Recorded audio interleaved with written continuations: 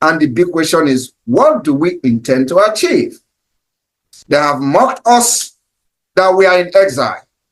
But what the truth that they are not telling themselves is that we are not only in exile.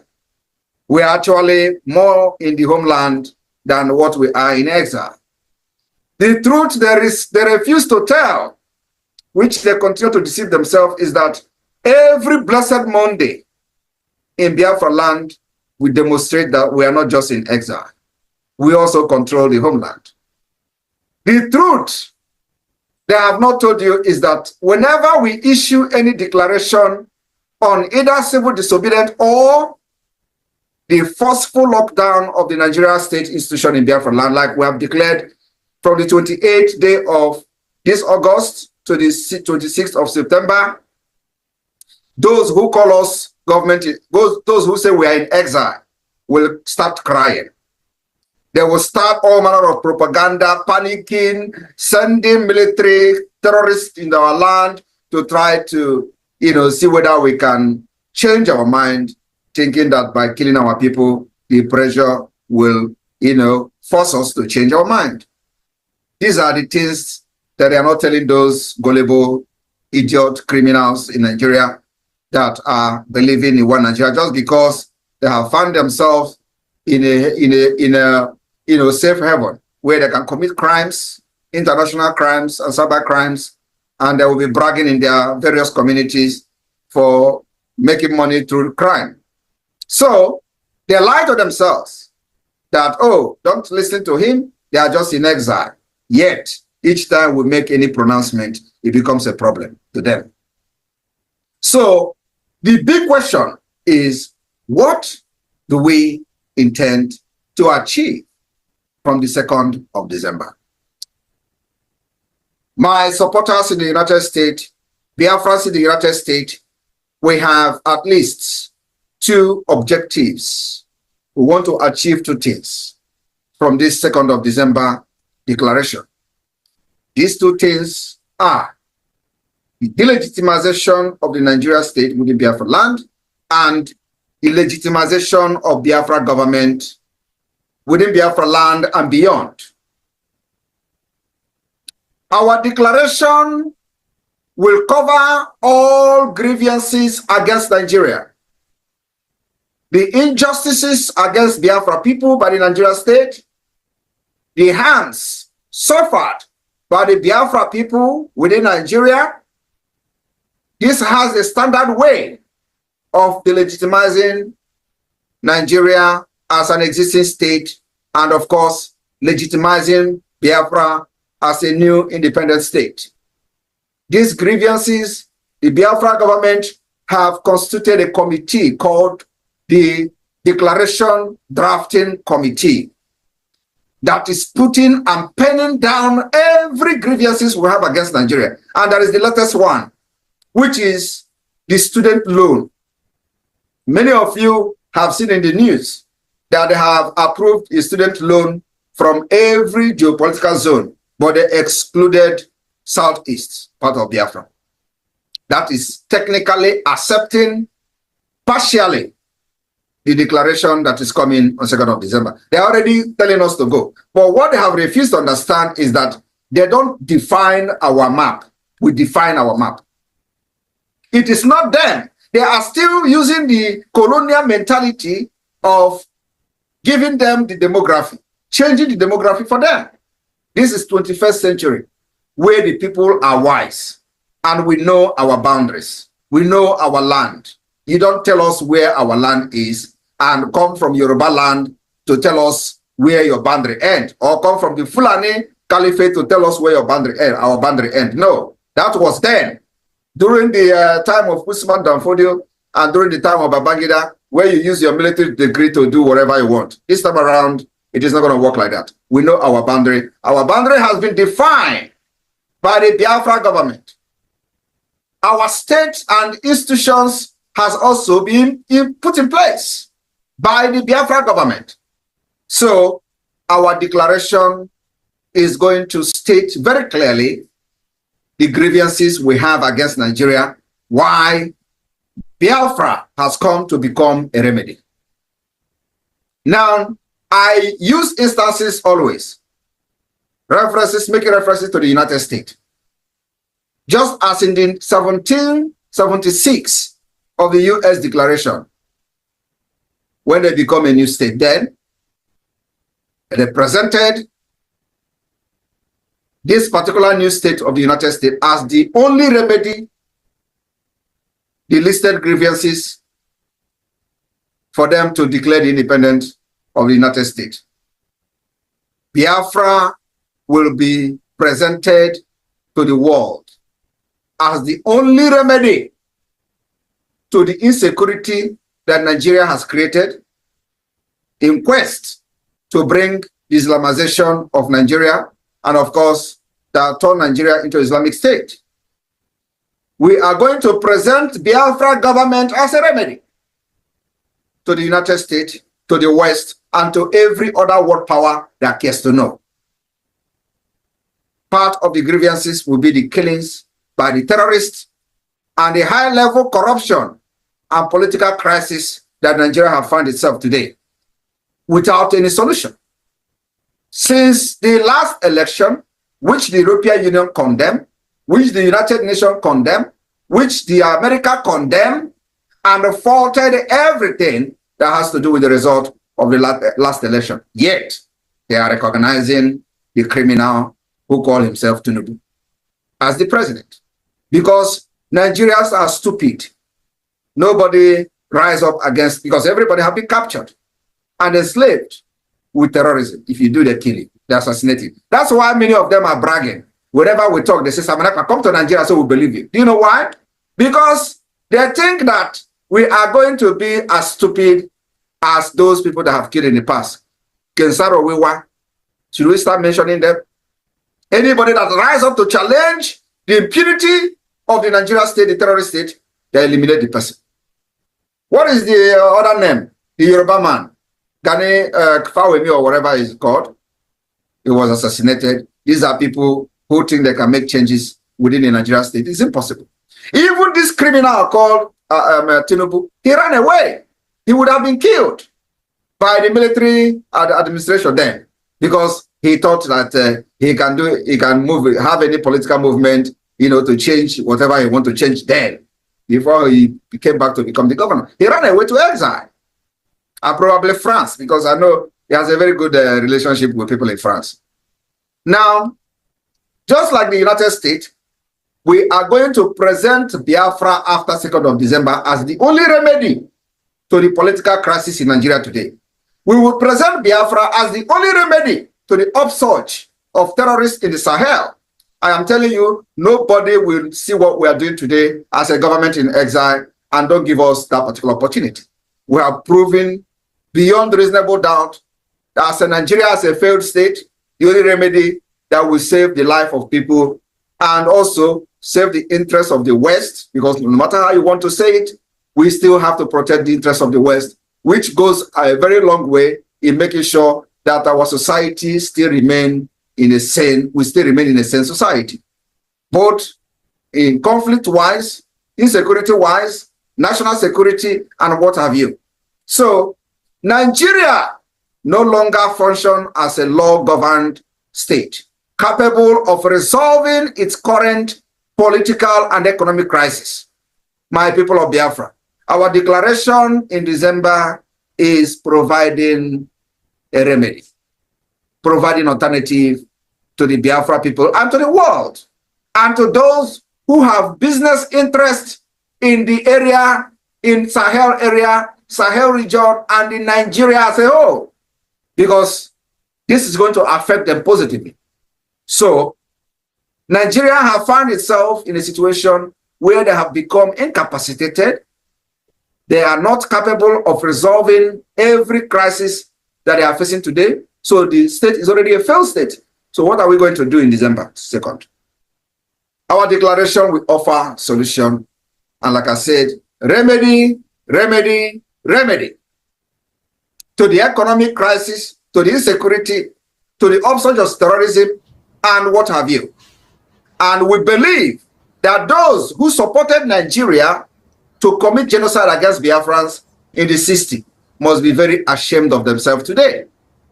Though we can see that many of them who are very corrupt, I am talking about those in America, for example, like, some of them we have seen removing Nigeria from the list of, special interest of a state that have committed crime against Christians, for example.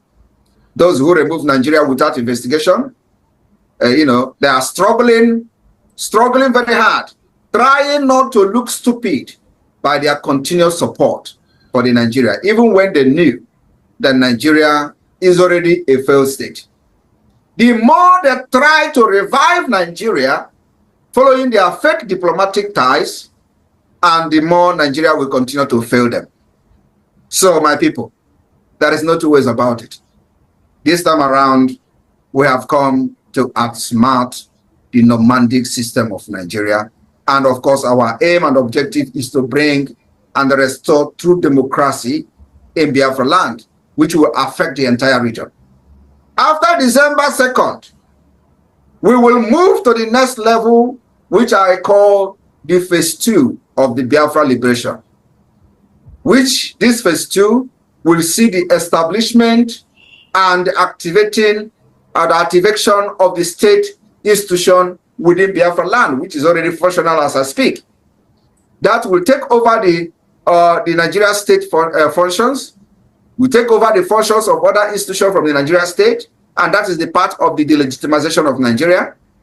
And by announcing the United States of Biafra commitment to several international sanctioned principles, policies, and international recognized organization that Nigeria never had, we are going to make sure we approach every international organization that Nigeria has violated their treaties with impunity, providing Biafra to them and presenting Biafra as a remedy and alternative. With what we have done so far, we have been able to prove beyond reasonable doubt that you can't forge any document in Biafra and present it anywhere. We have eliminated the possibility to forge document, unlike the runners and all the criminals in Yoruba land are doing. That's what they do. They make a living by forgery. So my people in the United States, for those who are very, very unsure of what will happen after December 2nd, I am telling you now, giving you a hint. Our declaration of independence or declaration of the restoration of independence of Biafra will be expected to legitimize the Biafra government in the eye of other non-terrorist states.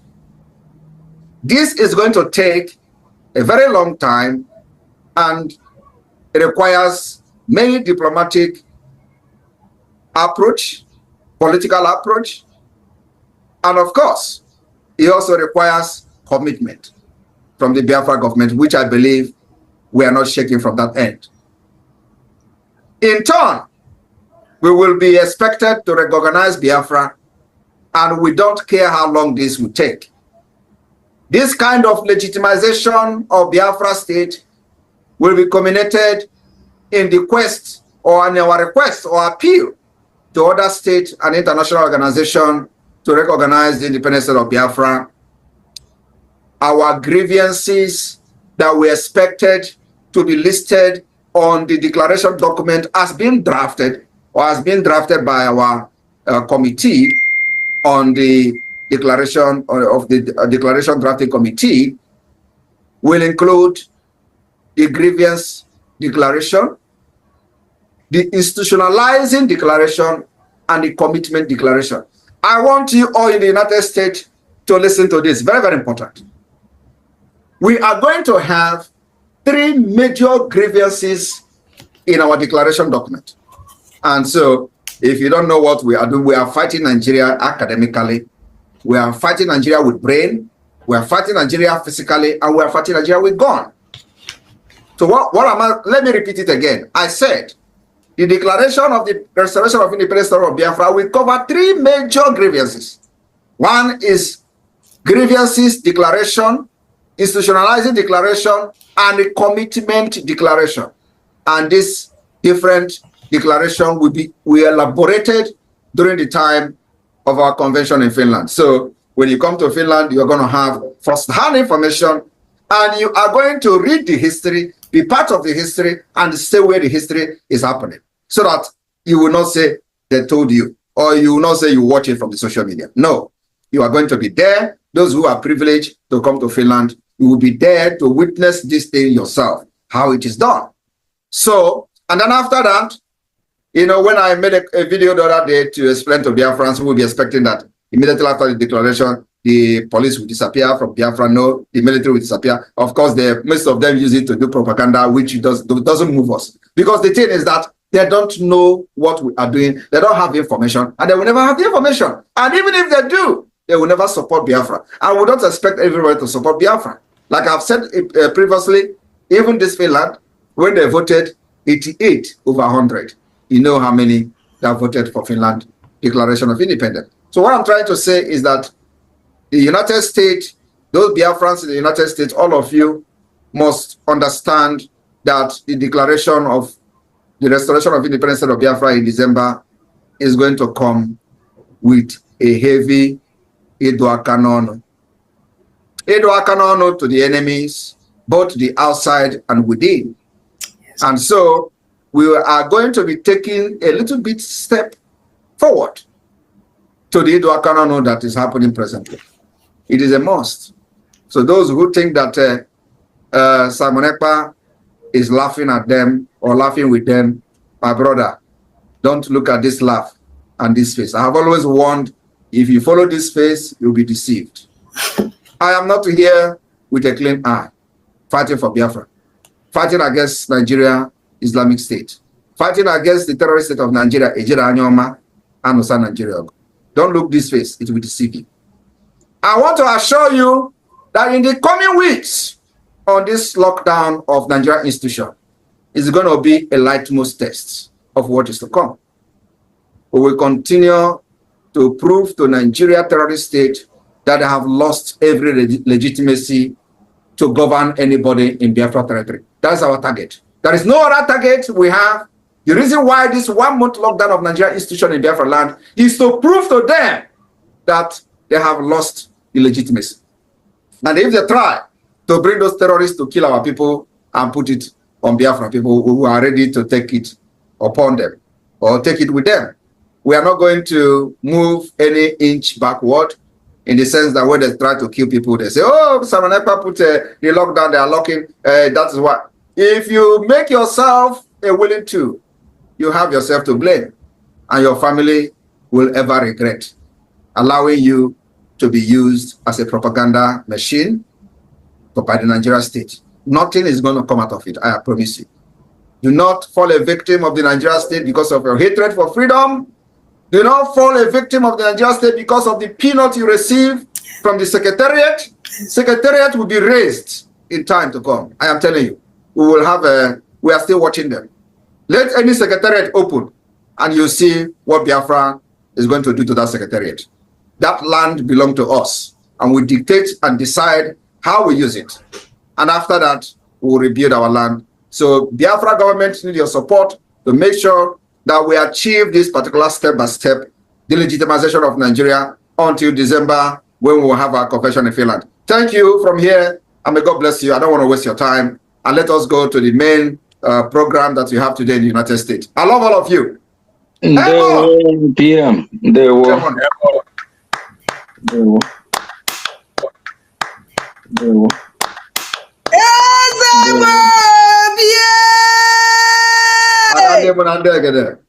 Una fuga de bataluga.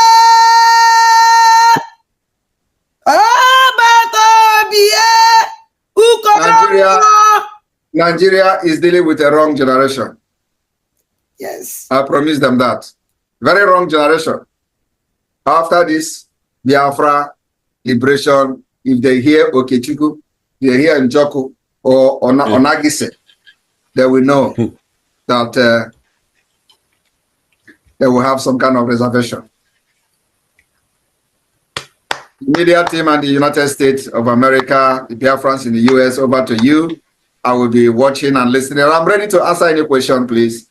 If you have any question that to ask me, I will be here to address. But remember that the most important thing here is that we must, support the Biafra Defense Forces, and of course, many other activities that we are doing, including the lobbies, including other agency fees, consultation fees, and all that the government is. How we even do this is what I don't know. I am telling you the fact.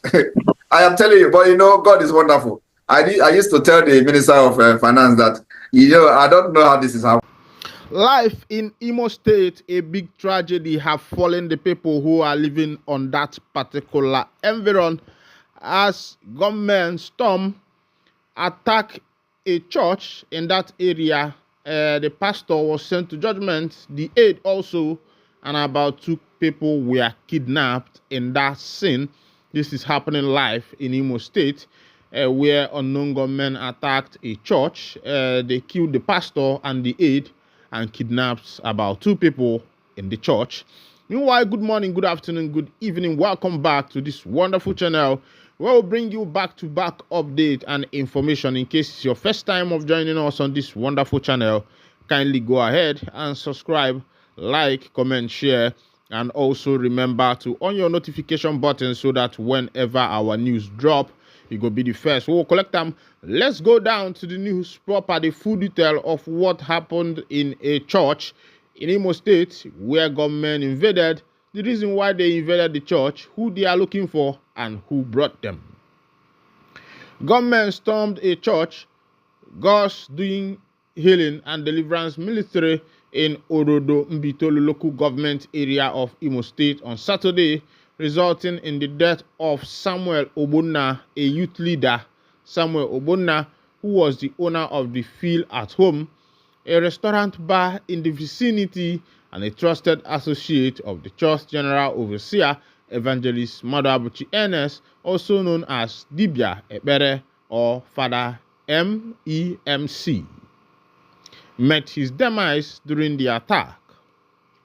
A confidential source mentioned that the group of gunmen, totaling around 8 individuals, came to the church in 2 vehicles, a red Highlander and a black Lexus saloon car, around 4 p.m. while a church program was in progress.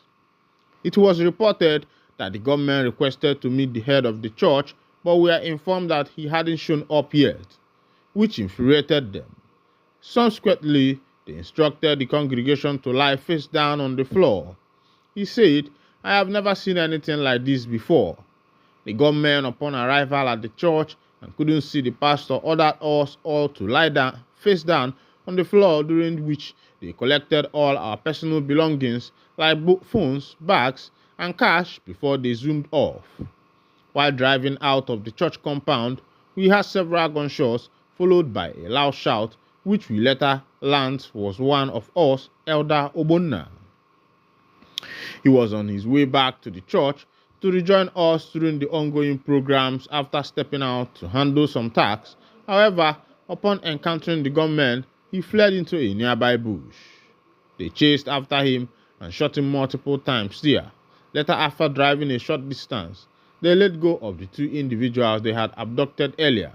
Just before driving out, they abducted 2 members, a man and a nursing mother, though they later released them along the Owerri-Oru Expressway. They also made away with the church owner's car, the source said. According to him, the incident has caused fear in the area, with many worried about their safety. Some residents had even left Orodo to ensure their well-being, and the church had been sourced by locking it up.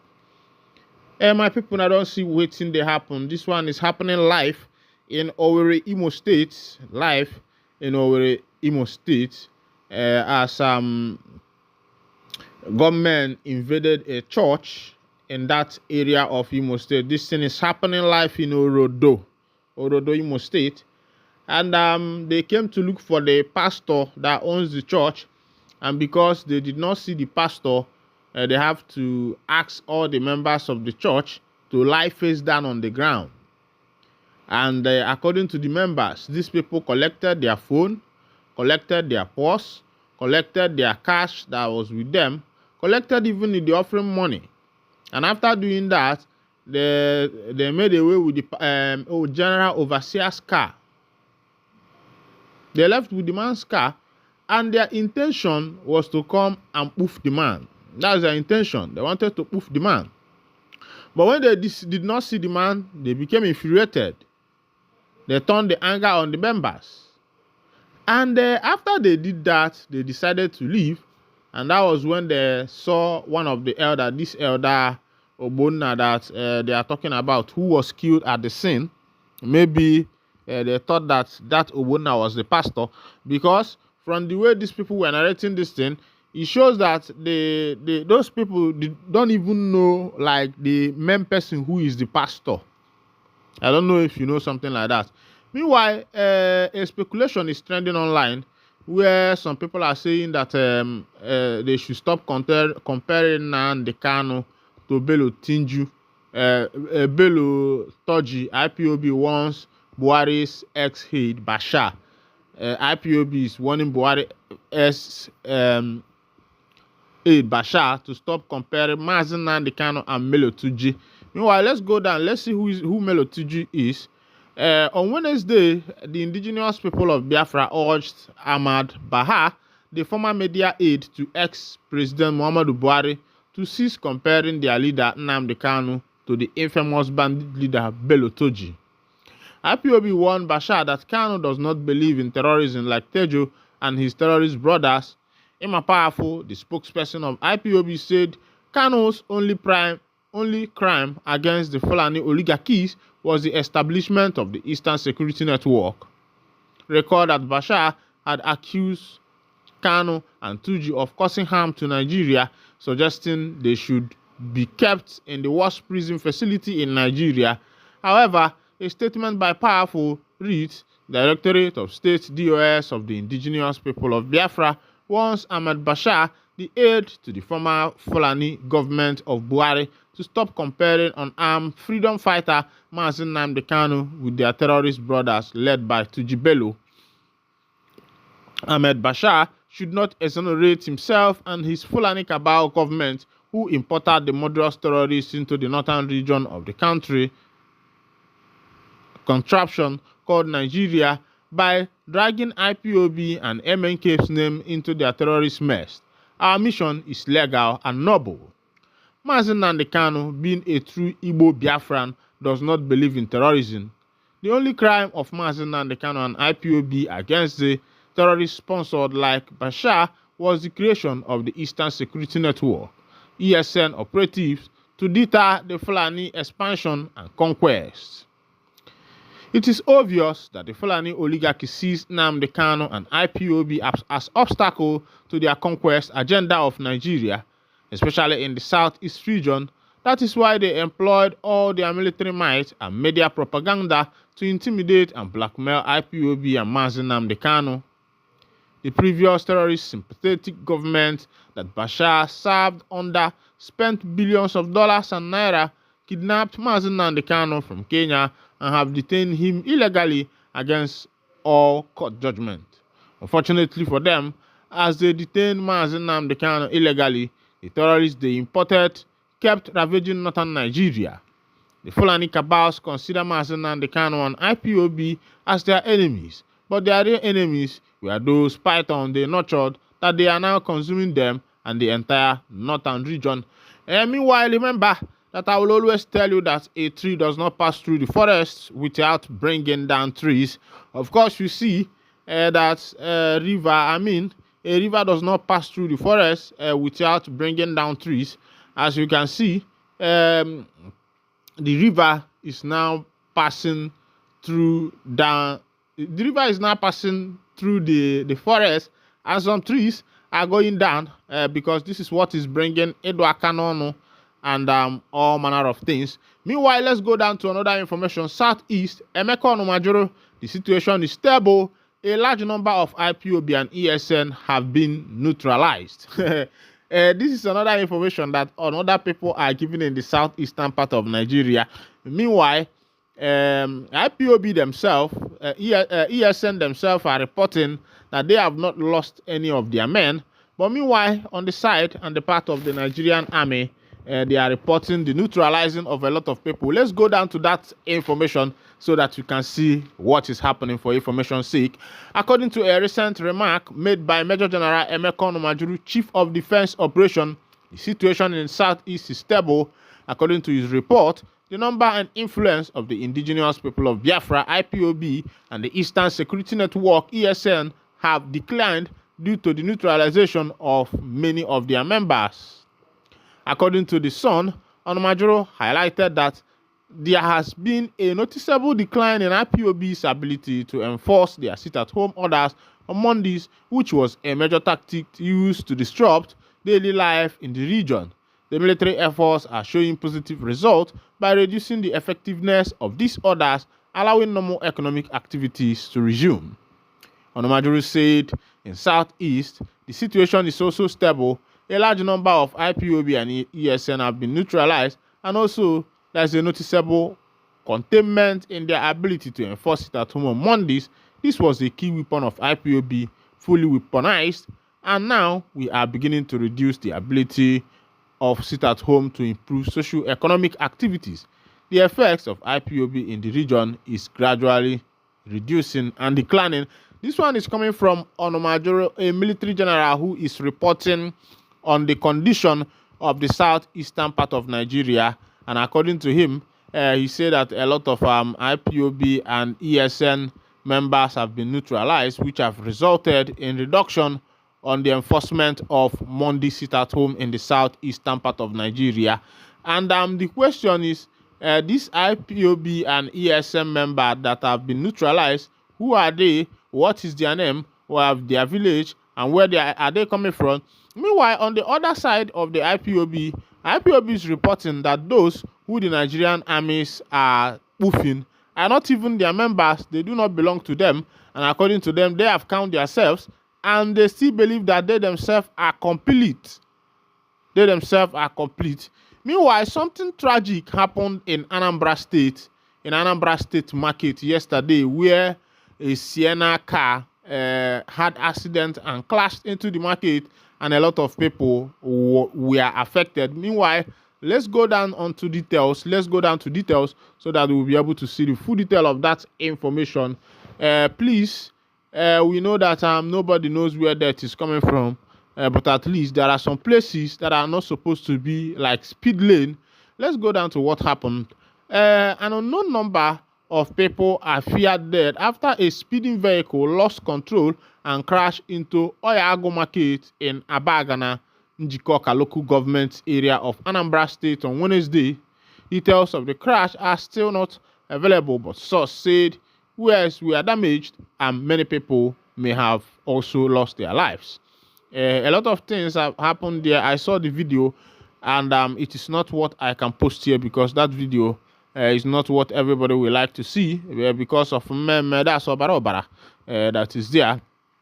But as it is, this is where I'll be winding down the curtain. And if this is your first time of joining us on this wonderful channel, kindly go ahead and subscribe, like, comment, share, and also remember to on your notification button so that whenever our news is dropping, you will be the first. We will collect them. Thank you for listening. God bless you.